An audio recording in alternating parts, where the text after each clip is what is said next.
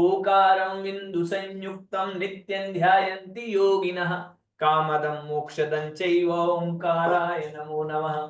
अविरल शब्द गणौगा प्रक्षालित सकल भूतल कलंकाः मुनि विरूपासित तीर्थ सरस्वती हरतु नो दुरितम् अज्ञानतिमिरां ध्यानान् ध्यानान्यं शलाकया चक्षुरुन्मीलितं येन तस्मै श्री गुरवे नमः। श्री परम गुरवे नमः। परंपराचार्य श्री गुरुभ्यो नमः। सकल कलुष विध्वंसकं श्रेयसां परिवर्धकं धर्म संबंधकं भव्य जीव मनः प्रतिबोधकारकमिदं शास्त्रं श्री सर्वार्थ सिद्धि नामधेयम् अस्य मूल ग्रंथ कर्तारः श्री सर्वज्ञ देवास्तदुत्तर ग्रंथ कर्तारः श्री गणधर देवा प्रतिगणधर देवास्तेषां वचोनुसारमासाद्य श्रीमता पूज्यपाद स्वामिना विरचितम्। मंगलम भगवान वीरो मंगलम गौतमो गणी मंगलम कुंद कुंदार्यो जैन धर्मोस्तु मंगलम सर्वमंगल मांगल्यम सर्वकल्याणकारकम प्रधानम सर्वधर्माणां जैनम जयतु शासनम। मोक्षमार्गस्य नेतारं वेत्तारं कर्म भूभृतां ज्ञातारं विश्वतत्त्वानां वन्दे तद्गुणलब्धये। पंच परमेष्टि भगवान की जय। देवाधिदेव वृषभनाथ भगवान की जय। सर्वार्थ सिद्धि ग्रंथराज की जय। पूज्यवर श्री पूज्यपाद स्वामी की जय। संत शिरोमणि आचार्य गुरुवर श्री विद्यासागर जी महामुनिराज की जय। परम पूज्य आचार्य भगवंत श्री समय सागर जी महाराज की जय। पूज्य निर्यापक श्रमण तीर्थ चक्रवर्ती मुनिपुंगव श्री सुधा सागर जी महाराज की जय। अढ़ाई द्वीपस्थ समस्त महामुनिराजों की जय।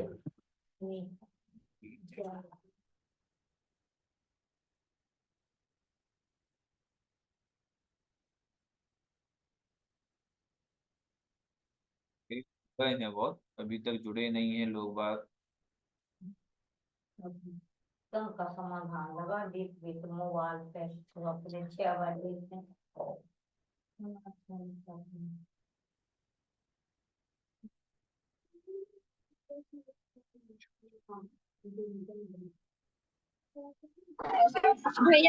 भैया जी जय जिनेन्द्र। भैया जी एक बार कल कल जो आपने टॉपिक पढ़ाया था उसका थोड़ा सा रिवीजन क्लास लेंगे प्लीज। तो बोलो मेन भैया जी कहिए।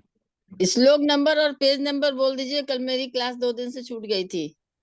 अच्छा अच्छा कोई बताते हैं।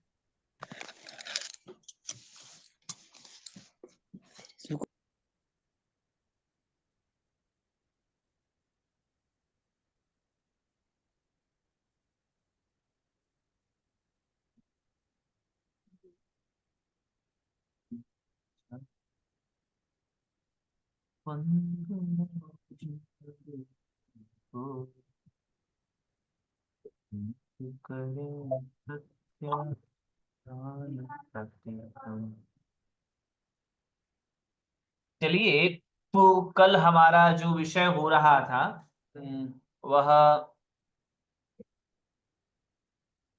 मोहिनीय कर्म के विषय में था। जो मोहिनीय प्रकृति है उस मोहनीय प्रकृति को दो भागों में विभक्त किया गया था, दर्शन मोहनीय और चारित्र मोहनीय। दर्शन मोहनीय 3 भागों में विभक्त थी, सम्यक्त्व, मिथ्यात्व और सम्यक मिथ्यात्व। चारित्र मोहनीय के 2 भेद किए गए थे, आकाशाय वेदनीय और कषाय वेदनीय। आकाशाय वेदनीय के 9 भेद थे, और कषाय वेदनीय के 16 भेद थे। ये मोहिनी प्रकृति का बंटवारा हुआ था। सम्यक तो कहा था, मिथ्यात्व प्रकृति किसे कहते हैं, तो कहा था कि जिसके उदय में जीव हिताहित का निर्णय नहीं ले पाता है, तत्वार्थ का श्रद्धान नहीं हो पाता है, ऐसी मिथ्या धारणा से युक्त होना मिथ्यात्व है। भैया जी श्लोक नंबर पेज नंबर बोल दीजिए। जी पेज नंबर अब मुझे कंफर्म नहीं है कि जो पेज नंबर मेरे में है वही आपके में हो, क्योंकि मेरी पीडीएफ में तो 385 पेज बता रहा है। अब आपकी पीडीएफ में, आपके यहाँ जो पुस्तक है उसमें कितना पेज बता रहा है, सो श्लोक आप नंबर बता दीजिए। 300। 8वां 302 अध्याय, 302 हाँ 8वां अध्याय है। और सूत्र 300 और श्लोक नंबर 747 क्रमांक 747 9 है ना, सूत्र क्रमांक 9। तो ये और सम्यक तो बताया था, इससे उल्टा अर्थात जिसके उदय होने पर सर्वज्ञ भगवान ने जो वचन कहे हैं उन पर श्रद्धान होने लगता है, हिताहित का विचार होने लगता है, शुभ परिणामों से युक्त जीव हो जाता है, ऐसा वह सम्यक तो होता है। और जैसे कोदों को प्रक्षालन करने के बाद वह अक्षीण शक्ति वाला और क्षीण शक्ति वाला दोनों ही बना रहता है। कोदों अर्थात नशी करने का जो पदार्थ है वह प्रक्षालन के उपरांत क्षीण और अक्षीण अर्थात उसकी शक्ति कुछ हद तक कम हो जाती है, कुछ हद तक रहती है। तो उसका जो शुद्ध स्वरस होता है उससे वह मिले जुले जो परिणाम बन जाते हैं वह सम्यक मिथ्यात्व है। और फिर चारित्र मोहिनी के भेद कह करके कषाय और अकषाय में हास्य क्या है, तो कहा था जिसमें हंसी आए वह हास्य है, जिसके उदय से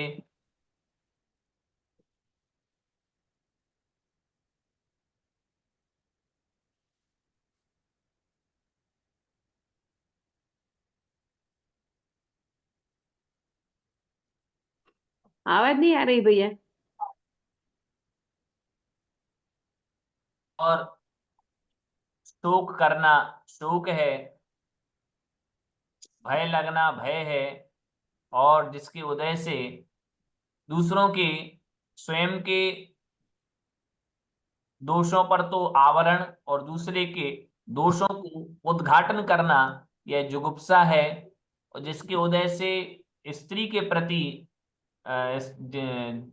जिसके उदय से पुरुष के प्रति रमने के भाव आते हैं वह स्त्री वेद है, अथवा स्त्री पने के भाव को प्राप्त जो होता है वह स्त्री वेद है।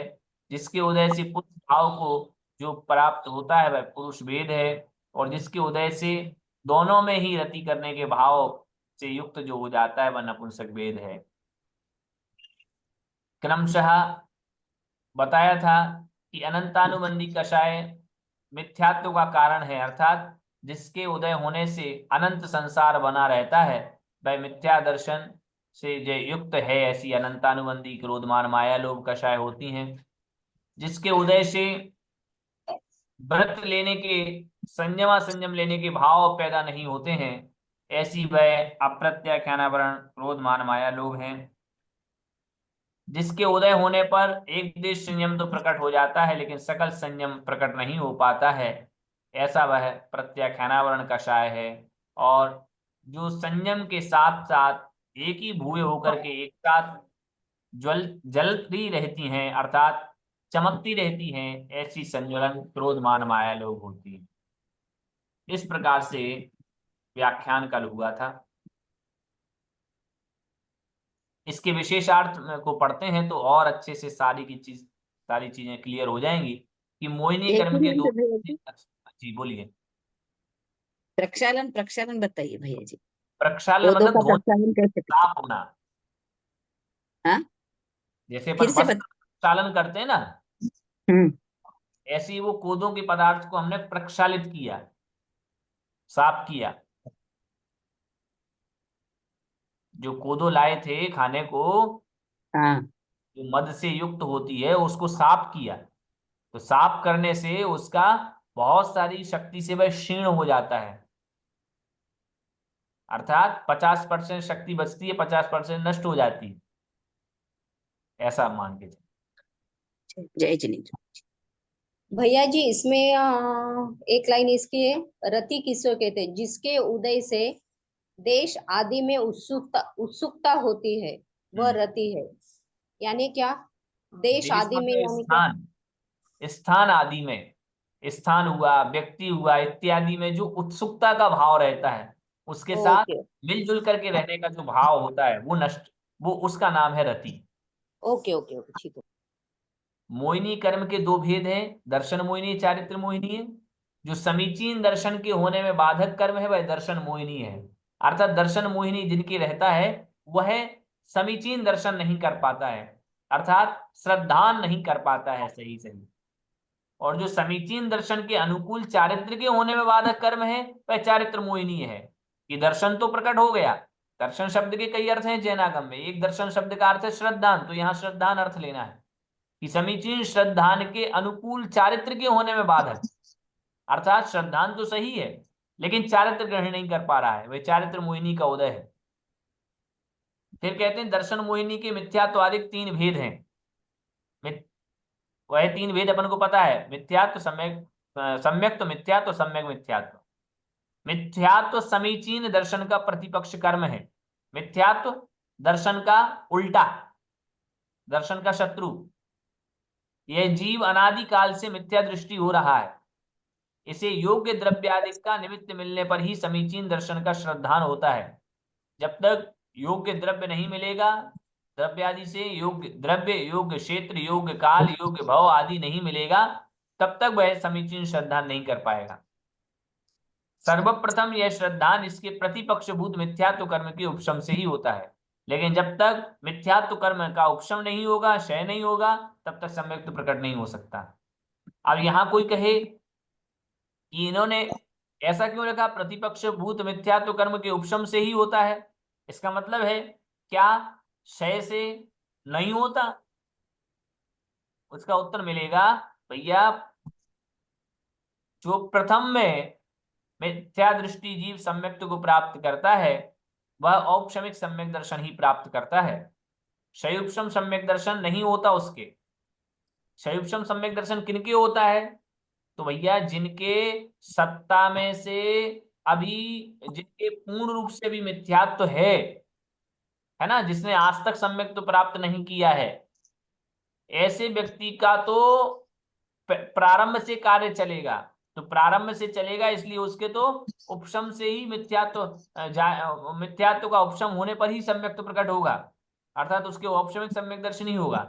लेकिन अन्य जो जीव हैं जिन्होंने एक बार, जिनका सादी मिथ्यात्व है, जिन्होंने एक बार सम्यक्त्व को प्राप्त कर लिया है, ऐसे जीवों को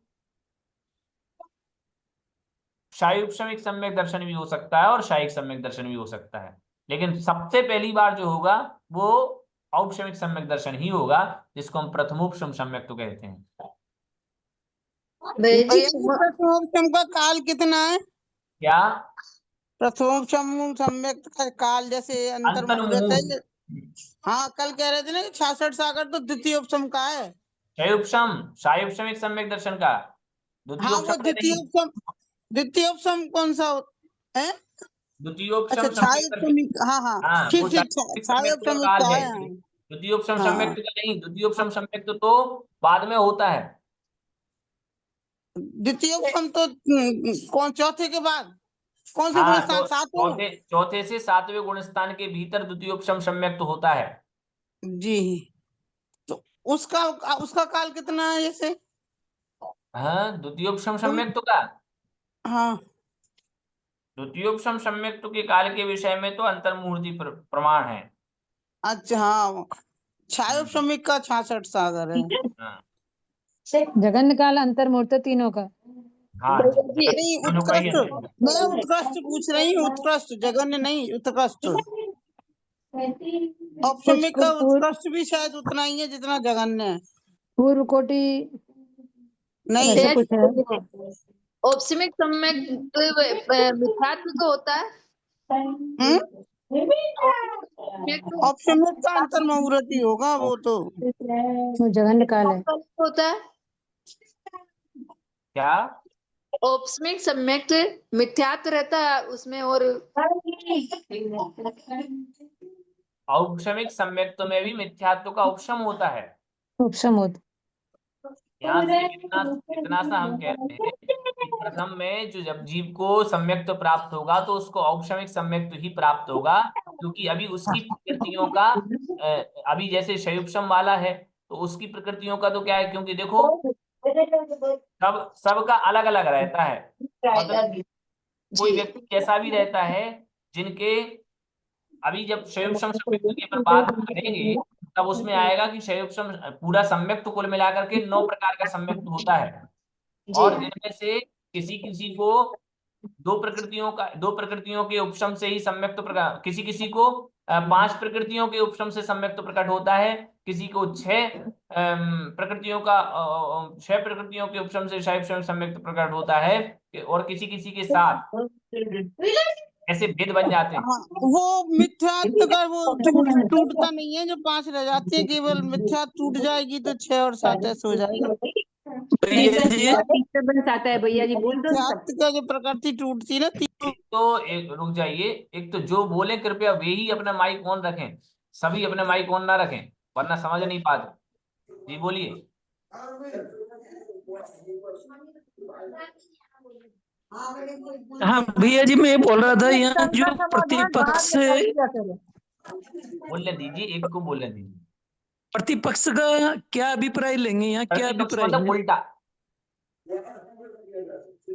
नहीं, इसमें जैसे प्रतिपक्ष भूत भूत भी है ना, तो लिखा है ना, ध्यान तो समीचीन दर्शन का प्रतिपक्ष कर्म है। प्रतिपक्ष मतलब उल्टा। समीचीन श्रद्धान होगा उसका उल्टा है मिथ्यात्व अच्छा। या प्रतिपक्ष भूत अर्थात शत्रु, उल्टा। बोलिए भैया जी इसमें बोलते जाइए। ये दिया है, मिथ्यात्व सम्यक प्रकृति होते हैं। प्रथम का वाक्य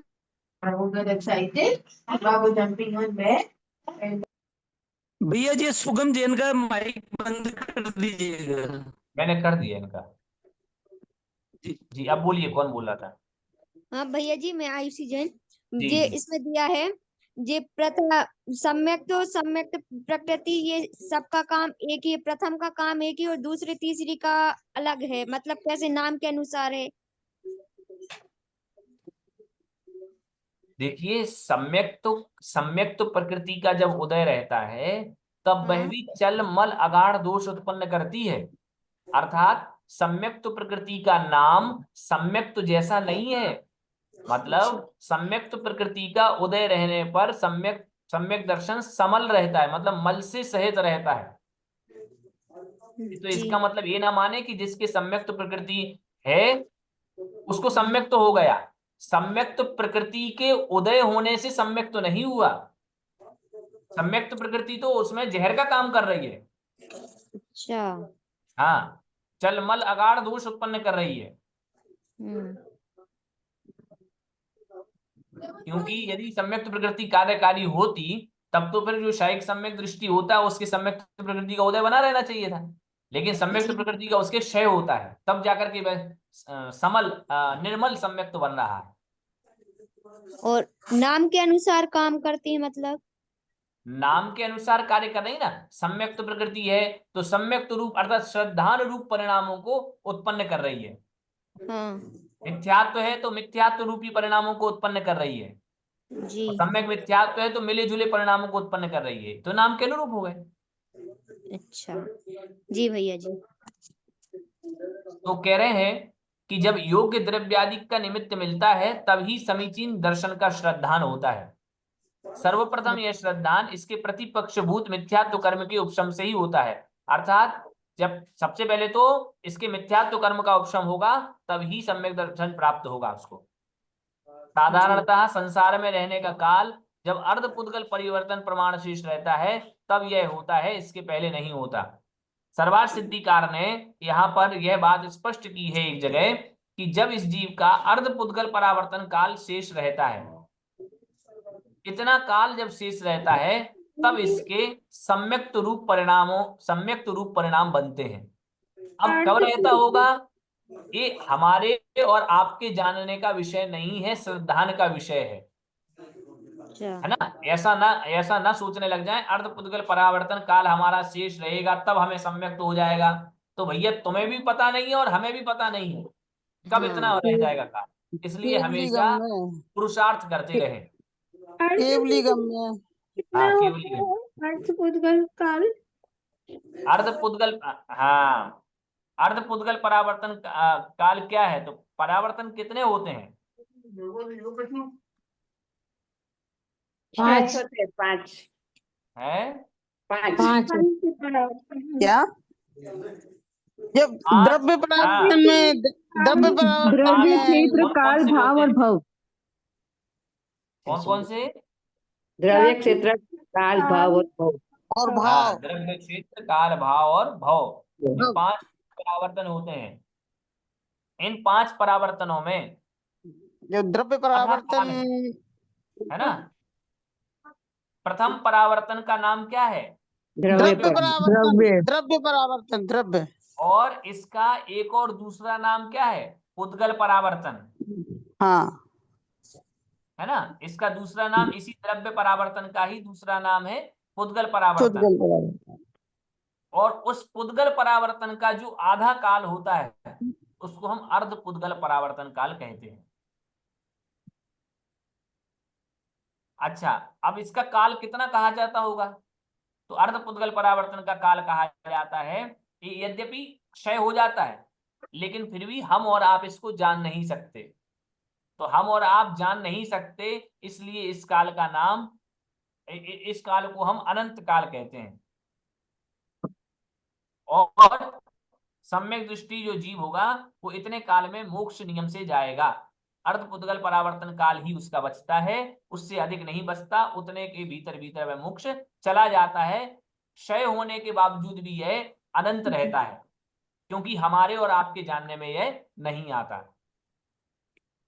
क्योंकि द्रव्य परावर्तन में अब देखना पड़ेगा हमें, जितना भी द्रव्य है उसका अथवा जितना भी पुद्गल है उसको हमें प्रत्येक का भोग करना है, एक एक टुकड़े का भोग करना है। एक समय में। हाँ, अब एक एक समय में हमें करना है सब अलग, ऐसा बहुत लंबा काल बीत जाएगा।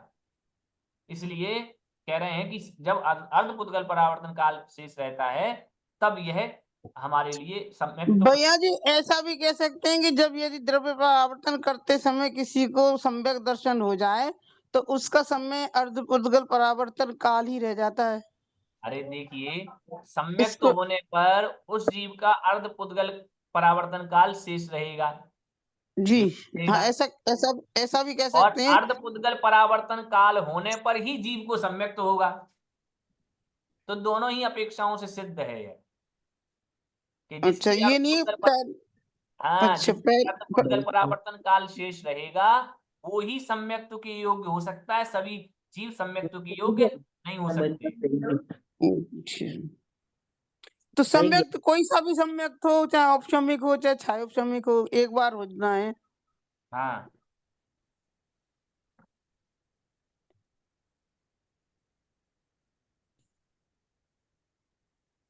कोई सा भी सम्यक तो हो, लेकिन सबसे पहले तो जीव को औपशमिक ही औपशमिक, होगा ना। हाँ, औपशमिक होगा।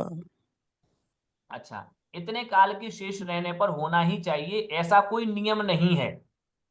इससे भी कम काल के शेष रहने पर यह हो सकता है। यह मान के हाँ, हुआ है। चलिए, हाँ, हुआ है अर्धपुद्गल पहले परावर्तन पहले। में सारा काल आ जाएगा, इसलिए इतना हम्म। काल होने पर वो ऐसा नियम है। इसका नाम प्रथमोपशम सम्यक दर्शन है। और सम्यक जी, दर्शन का अर्थ है समीचीन दर्शन। जैन दर्शन के अनुसार व्यक्ति स्वातंत्र की प्राण प्रतिष्ठा करने वाला और आत्म दर्शन कराने वाला दर्शन समीचीन दर्शन माना गया है। जब इस प्रकार का सम्यक दर्शन होता है तब इस दर्शन का प्रतिपक्ष भूत कर्म 3 भागों में विभक्त हो जाता है। अर्थात वही दर्शन 3 भागों में मतलब जिस सम्यक दर्शन के बल पर जीव अपने आप का समीचीन श्रद्धान कर पा रहा है, उसका जो उल्टा कर्म है, उल्टी जो प्रकृति है मिथ्यात्व, वो 3 टुकड़ों में बढ़ जाती है। हाँ, दर्शन मोहिनी में आ समझ आए? जाएंगे। हाँ, तीन कि दर्शन मोहिनी दर्शन मोहिनी जो है वो 3 भागों में विभक्त हो जाता है। किस किस में? मिथ्यात्व में, मिथ्यात्, सम्यक सम्यक मिथ्यात्व, मिथ्यात् और सम्यक सम्यक प्रकृति। प्रकृति। भैया जी ये बाकी के माइक बंद कर दीजिएगा।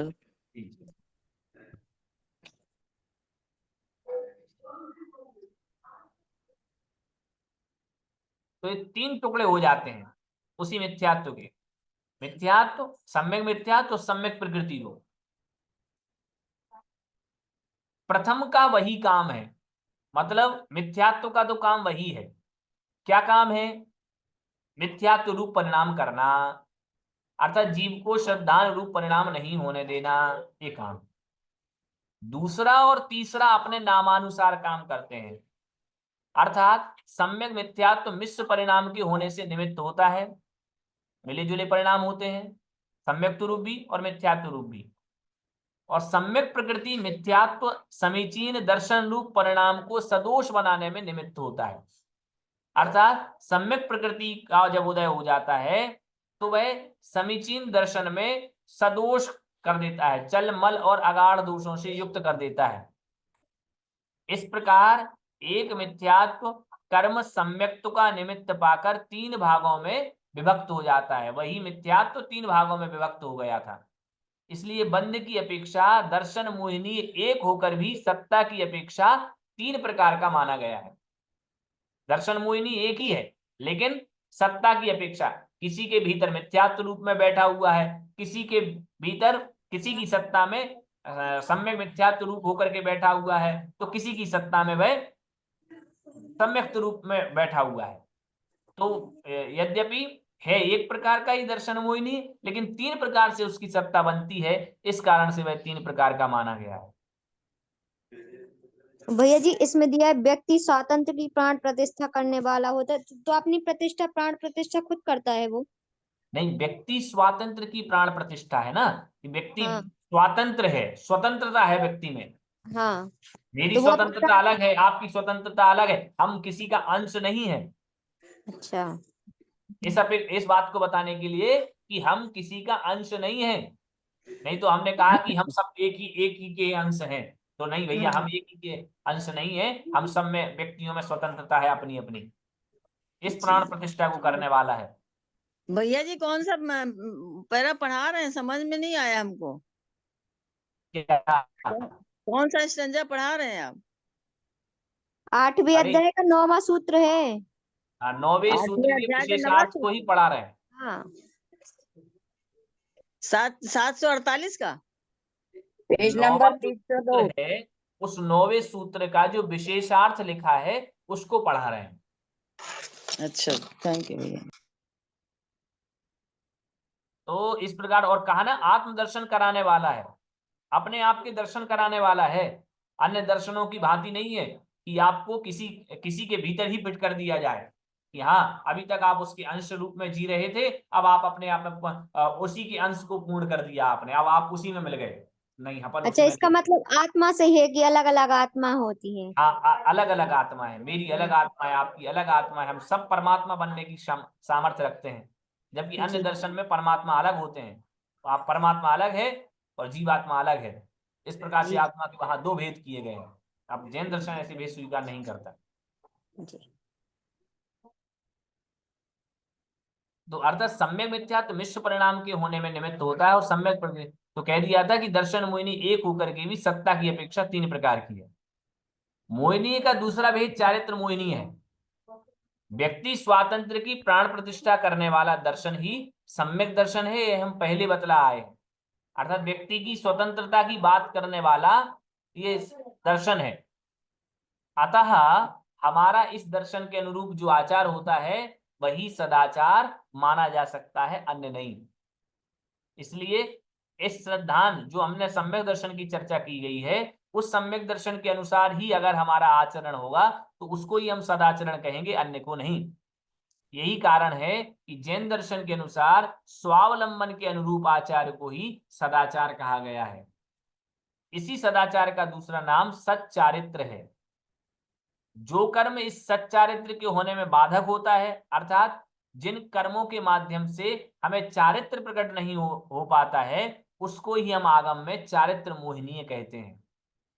इस चारित्र मोहिनी के मूल में दो भेद हैं, कषाय वेदनीय और अकषाय वेदनीय। अकषाय वेदनीय देशघाती कर्म होने से यह सम्यक चारित्र की प्राप्ति में बाधक नहीं है, अर्थात ये देश का घात करता है, मतलब ये पूर्ण रूप से घात नहीं करता, आत्मा को पूर्ण रूप से दुख नहीं पहुंचाएगा। कषाय का नाम है दुख पहुंचाना। तो अकषाय वेदनीय देशघाती कर्म है, पूर्ण रूप से घात करने वाला नहीं है। मतलब सम्यक चारित्र की, इसके होने पर सम्यक चारित्र का घात होगा ही होगा, तो ऐसा नहीं है। लेकिन मूल जो कषाय हैं, कषाय वेदनी, उनके होने पर सम्यक्त्व का घात, चारित्र का घात होता है। कषाय वेदनी के चार भैया भेद। जी इसको जैसे जो अकसाई वेदनी है इसको नौ कसाई में कैसे, एक उदाहरण के रूप में बताइएगा। ये नो कषाय है, अर्थात किंचित कषाय है। किंचित कषाय है मतलब कहने का तात्पर्य है कि हास्य, रति, अरति, शोक, भय, जुगुप्सा, स्त्री पुरुष और नपुंसक वेद, इनमें से किसी का उदय आएगा तो इस जीव को चारित्र प्रकट नहीं हो पाएगा, ऐसा नहीं है। अर्थात ये पूर्ण रूप से आपके चारित्र को घात करने में निमित्त नहीं बनेंगे। जबकि अनंतानुबंधी, प्रत्याख्यान, ये दो जरूर आपको चारित्र प्रकट नहीं होने देते, अर्थात थोड़ा सा भी चारित्र प्रकट नहीं होने देंगे। और इनके होने पर कोई बाधा नहीं होगी, मतलब इनके होने से ऐसा प्रकट नहीं होगा, सो नहीं है। और इनको निमित्त भी चाहे, ये तो अकषाय, नो कषाय मतलब किंचित कषाय है। तो किंचित कषाय है मतलब इनके प्रकट होने से पूर्ण रूप से आपके देश घाती, अर्थात आत्मा के एक गुण का जो घात करे, मतलब एक देश रूप से घात करे, वे देशघाती प्रकृतियां हैं। और आत्मा को संपूर्ण गुण का जो घात करे वो सर्वघाती प्रकृतियां बनती हैं। तो ये देशघाती भैया जी अप्रत्याख्यान वर्ण से भी तो घात हो जाएगा, और सम्यक आपने दो का खाना भी। दो का कहा है, दो का कहा क्योंकि दो तो पूर्ण रूप से आपके चारित्र को घात करने में जुटी है ना। अप्रत्याख्यान भी तो करेगी संपूर्ण रूप से।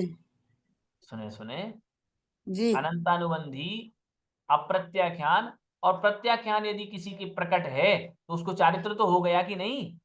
हम्म। एक देश चारित्र प्रकट हुआ है, हाँ। लेकिन दो तो पूर्ण रूप से आपके चारित्र को प्रकट होने ही नहीं दे रही, और एक अप्रत्याख्यान। चारित्र को प्रकट होने दे रही है, प्रत्याख्यान। और अगर सकल चारित्र की अपेक्षा माने तो तीनों प्रकट नहीं होने दे रही है आपके सकल चारित्र को। हम्म। बात समझ में आई कि नहीं? जी।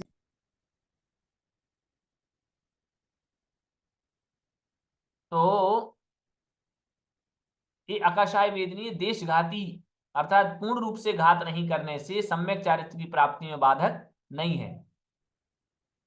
कषाय वेदनी के चार भेद हैं, उनमें से अनंतानुबंधी, क्रोध, मान, माया, लोभ व्यक्ति स्वातंत्र के अनुरूप स्वावलंबन की धारा का जीवन में महत्व प्रस्थापित नहीं होने देता। अर्थात ये तो जो मूल है सम्यक्त्व, उस सम्यक्त्व को ही प्रकट नहीं होने देता, मतलब इसके होने पर तो सम्यक्त्व ही जीव को नहीं हो पाता। इसी कारण से इसको अनंत अर्थात संसार का कारण कहा है। ये तो दूसरे स्थान में ही आ जाएगा, यदि किसी को हो भी जाएगा तो दूसरे गुण स्थान में आ जाएगा, अनंत अनुबंधी का उदय आ गया तो हाँ, नियम से मिथ्यात्व में जाएगा फिर। नियम से मिथ्यात्व में जाए। अच्छा, फिर देखते हैं, व्यक्ति स्वातंत्र और स्वावलंबन का अविनाभाव संबंध है। व्यक्ति की स्वतंत्रता और स्वावलंबन का जीवन, ये दोनों एक दूसरे के बिना नहीं रह सकते। जब व्यक्ति की स्वतंत्रता होगी तभी वह स्वावलंबन जीवन जिएगा, और जब वह स्वावलंबन जीवन जी रहा है इसका मतलब है कि व्यक्ति की स्वतंत्रता है। जैसे बीज और फल है, तो पहले बीज हुआ या वृक्ष हुआ, तो भैया बीज और वृक्ष में अविनाभाव संबंध है। बीज के अभाव में वृक्ष नहीं हो सकता, वृक्ष के अभाव में बीज नहीं हो सकता। जीवन में व्यक्ति स्वातंत्र की श्रद्धा होने पर स्वावलंबन का महत्व अपने आप समझ में आने लगता है। यह नहीं हो सकता कि कोई व्यक्ति अपने जीवन में व्यक्ति स्वातंत्र की श्रद्धा तो करे पर उसकी प्राप्ति के लिए जीवन को परावलंबी बनाए रखने की और उसका झुकाव हो। यही कारण है कि अनंतानुबंधी चतुष्क को मिथ्यात्व का अनुबंधी माना गया है, अर्थात मिथ्यात्व को लेकर के चलती है अनंत अनुबंधी। इस प्रकार जीवन में व्यक्ति स्वातंत्र और तदनुरूप स्वावलंबन के प्रति अभिरुचि हो जाने पर व्यक्ति पूर्ण स्वावलंबी बनने के लिए उद्यत हो जाता है, तैयार हो जाता है। किंतु अनादिकालीन परतंत्रताओं का वह युगपत त्याग नहीं कर सकता। इसलिए जैसी जैसी अंतः शुद्धि होती जाती है तद अनुरूप वह स्वावलंबी बनता जाता है।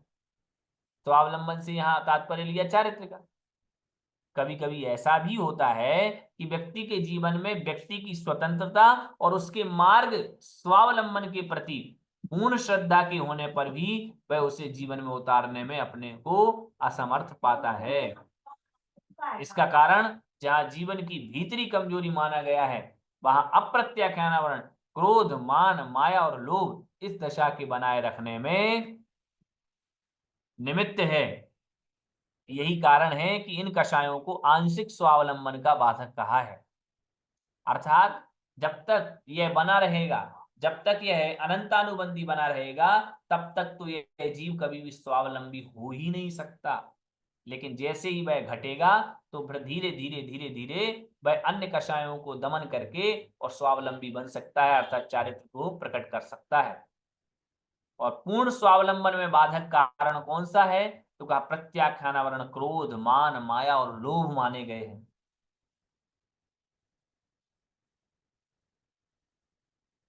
संज्वलन क्रोध, मान, माया और लोभ स्वावलंबन के आचरण को सदोष तो करते हैं। संज्वलन कषाय में पूर्ण चारित्र प्रकट हो जाता है, सकल चारित्र, लेकिन फिर भी अभी भी यथाख्यात चारित्र नहीं हो रहा है तो वह दोष से सहित तो करते हैं लेकिन बाधक नहीं हो पा रहा है। इस प्रकार मोहिनीय और उसके अवान्तर भेदों का क्या कार्य है, इसका यहाँ संक्षेप में विचार किया गया।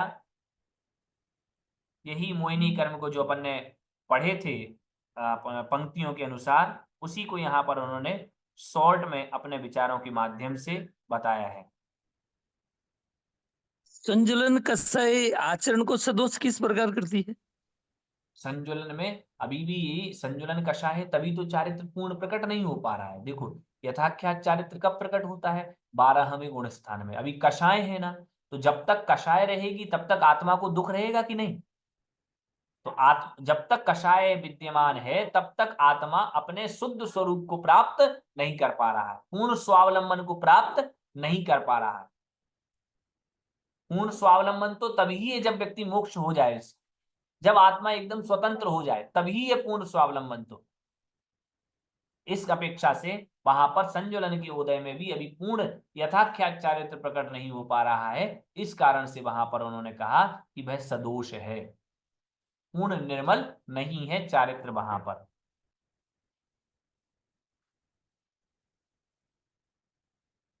तो क्षीण लोभ रहेगा या मोह रहेगा? क्षीण क्या?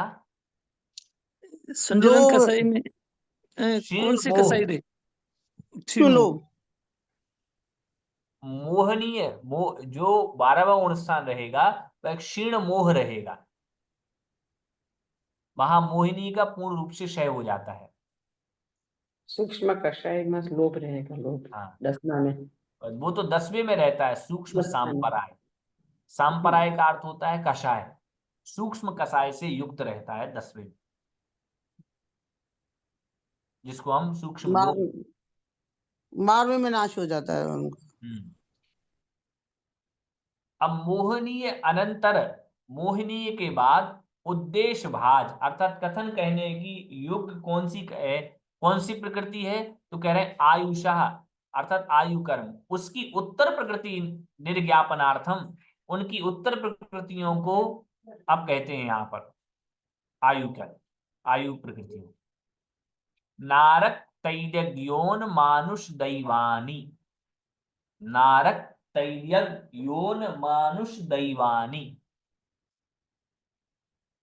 नरकायु, तैर्य त्रियंचायु, मानुष आयु मनुष्यायु और दैव देवायु। नारकादिषु भव संबंधेन आयुषो व्यपदेशः क्रियते। कह रहे नरक आदि गतियों में भव संबंधेन, भव का संबंध होने से, आयुषा आयु को, प्रत्येक के साथ आयु का, इस आयु का नाम रखा है, इसी को आयु का नाम रखा है भव संबंध होने के कारण से। इसलिए नरकेशु भवम नारकम आयु, नरक में होने वाली जो आयु है वह नारक आयु कहलाती है, नारक आयु। त्रियग योनिषु भवम, त्रियग योनियों में होने वाली जो आयु है, भव है, उसे हम तैर्यक यौन आयु कहते हैं। मानुषेषु भवम मानुषम, मनुष्यों में होने वाला जो भव है वह मानुष आयु है। और देवेशु भवम दैवमिति, और देवों में होने वाला जो भव है उसे हम दैवायु, देवायु कहते हैं। नरकेशु तीव्र शीतोष्ण वेदनेषु यन्निमित्तं दीर्घ जीवनम तन्नारकम एवं शेषेषु अपि, नरकों में तीव्र शीत उष्ण, नरकों में तीव्र शीत और उष्ण, वेदनेषु वेदना वाले, है ना, तो तीव्र शीत और उष्ण वेदना वाले जो नरक हैं, उन नरकों में यह निमित्तम दीर्घ जीवनम, जिस निमित्त से दीर्घ जीवन होता है, जिस कारण से दीर्घ जीवन होता है, उसको ही हम नारकम, तन नारकम, उसे ही हम नारक जीवन कहते हैं, नारक आयु कहते हैं। एवं शेषेषु अपि, इसी प्रकार शेष आयुओं में भी अर्थ लगा लेना चाहिए। विशेषार्थ में दिया है कि 10 प्राणों में आयु प्राण मुख्य है, यह जीवित रहने का सर्वोत्कृष्ट निमित्त माना गया है। इसके सद्भाव में प्राणी का जीवन है और इसके अभाव में वह मरा हुआ माना जाता है। अन्नादिक तो आयु को कायम रखने में सहकारी मात्र है, अन्न आदि जिनके माध्यम से हम जी रहे हैं वो तो केवल सहकारी है हमारी आयु को रखने में। मुख्य कारण तो है प्राण, आयु, प्राण है मुख्य। भव धारण करने का मुख्य कारण तो आयु कर्म ही है, मुख्य कारण तो आयु कर्म ही है। आयु उदयेन जीवति जीवो, आयु के उदय से ही जीव जीता है, और आयु क्षयेण मरणम, आयु के क्षय हो जाने पर जीव मर जाता है। इस प्रकार से यहाँ पर समझना चाहिए। उसके उपरांत जो कि आयु को हमने 4 प्रकार का कह दिया है, अब इसके उपरांत नाम कर्म के विषय में कहेंगे, और उन नाम कर्म की जो अवान्तर प्रकृतियां हैं उन प्रकृतियों के विषय में क्रमशः कहेंगे। तो उसी को कहते हैं गति जाति शरीरांगोपांग निर्माण बंधन संघात संगनन स्पर्श रस गंध वर्णानुपूर्व गुरु लघुपघात परघाता तपोद्योतोच्छवास व्यायोगतयः प्रत्येक शरीर त्रस्वग सुस्वर शुभ सूक्ष्म पर्याप्ति स्थिरादेयशः कीर्ति सेतराणि तीर्थकरत्वञ्च।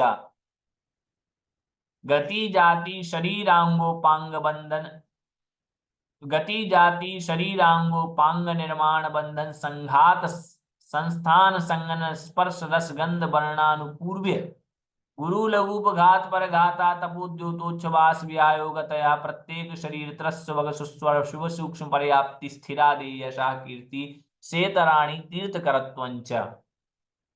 ये क्रमशः 42 ये आपके द्विचत्वारिंशत् 42 प्रकृतियों का यहाँ पर उल्लेख आएगा। गति 4, जाति 5 अथवा 42 ऐसी गिन रहे हैं। 42 के बाद आपको इसकी 93 प्रकृतियों का भी अपन गिनाएंगे। तो गति 1, जाति 2, शरीर 3, अंगोपांग 4, निर्माण 5, बंधन 6, संघात 7, संस्थान 8, संघनन 9, स्पर्श, रस, गंध और वर्ण, तो ये 13 हो गए। आनुपूर्व 14, अगुरु लघु तो 15, उपघात 16, परघात 17, आतप 18, उद्योत 19, उच्छ्वास 20, व्यायोगति 21, प्रत्येक शरीर प्रत्येक त्रस सुबक सुस्वर शुभ सूक्ष्म पर्याप्ति स्थिर आदेय और यशः कीर्ति और इनसे उल्टे। तो इनसे प्रत्येक के उल्टे अपन करेंगे। तो जैसे प्रत्येक का साधारण शरीर, त्रस का स्थावर, सुबक का दुर्भग, सुस्वर का दुस्वर, शुभ का अशुभ, सूक्ष्म का स्थूल, पर्याप्ति का अपर्याप्ति, स्थिर का अस्थिर, आदेय का अनादेय, यशा कीर्ति का कीर्ति, इस प्रकार से उल्टा करेंगे तो कुल मिला और तीर्थकरत्वंच और तीर्थकर, इस प्रकार से 42 प्रकृतियों का यहाँ कथन आएगा, जो कि कल अपन इसको और गहराई से इनके सबके अर्थ समझते हुए पढ़ेंगे। प्रकृत आज के इस पाठ में कोई शंका हो तो कह सकते हैं। भैया जी कल बीच में क्लास बंद क्यों हो गई थी? कल बीच में क्लास इसलिए बंद हो गई थी क्योंकि 1 घंटा जैसे ही हो जाता है तो वहां से ऑटोमेटिक क्लास बंद हो जाती है। अच्छा क्योंकि दूसरी भैया कक्षा जी हाँ, भैया जी विग्रह गति में कार्बन शरीर होता है, तो उसमें श्वासोच्छ्वास होता है कि नहीं होता है? नहीं विग्रह होता है ना? गति में कार्बन का योग होता है, वहां श्वासोच्छ्वास नहीं होगा। वही मैं सोच रही हूँ।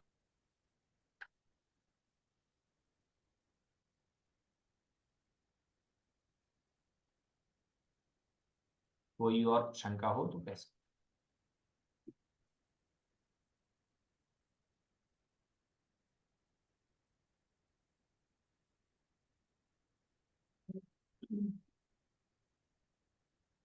बोधि समाधि एक भैया जी, जी जो बोलिए। विग्रह गति में जीव जो होता है तो एक समय, 2 समय, 3 समय के लिए मतलब वो श्वासोच्छ्वास नहीं रहता यूं? नहीं 4 समय? देखिए क्या है कि जब तक उस जीव का वह पूर्व प्राणों के आधार से जीता है वहां श्वासोच्छ्वास नहीं होगा, क्योंकि शरीर नहीं है। जी जी। बोधि समाधि परिणाम शुद्धि स्वात्मोपलब्धि सौख्य सिद्धि चिंता